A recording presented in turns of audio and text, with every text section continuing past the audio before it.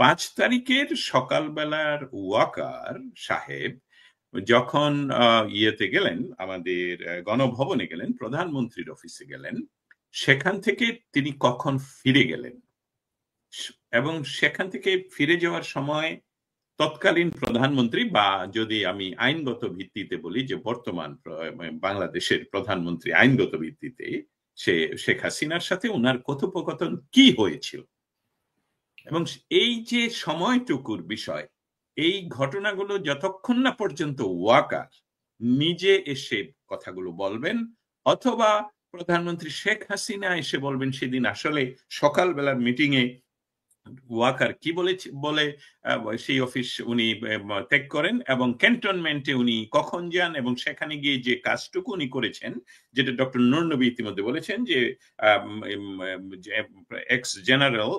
আমি মনে হয় আকবরের নাম ওনার,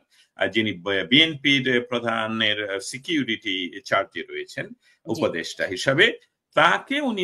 এর আগেই ফোন করে বলেছিলেন যে এই সকালবেলায় তুমি যাতে এই রাজনৈতিক, যাদের ভিতরে কিন্তু বাংলাদেশ আওয়ামী লীগের রাজনৈতিক কোন নেতৃবৃন্দের কথা নেই। অতএব আমাদেরকে অপেক্ষা করতে হবে, আমাদেরকে অবশ্যই অপেক্ষা করতে হবে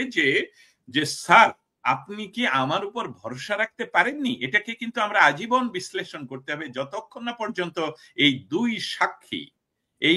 সাক্ষী তারা নিজেরা ঘটনাটা আমাদের সামনে তুলে না ধরে। অবশ্যই এটা একেবারেই সত্য, কারণ ভিডিও,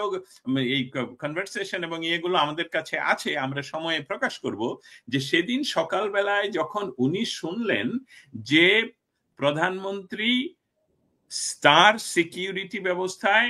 ভারতের উদ্দেশ্যে তার সেনাবাহিনীর প্রেসারে, কারণ উনি বলেছিলেন যে আমাকে ঘোষণা করতে দাও, আমাকে টেলিভিশনে আসতে দাও, আমাকে গ্রেফতার করো, আমাকে ক্যান্টনমেন্টে নিয়ে যাও, উনি বলেছিলেন আমাকে টঙ্গিপাড়ায় আটকে রাখো আজীবন, এসব কিছুই তারা এই আমি কি জানি নাম ওয়াকার সাহেব বাহিনী করতে দেয়নি। কিন্তু যেহেতু আমরা এখনো এটাকে ভেরিফাইড করতে পারছি না, কারণ সাক্ষী দয় কিন্তু আমাদেরকে কিছুই এখনো প্রকাশ করেননি, অতএব আমাদের অপেক্ষা করতে হবে।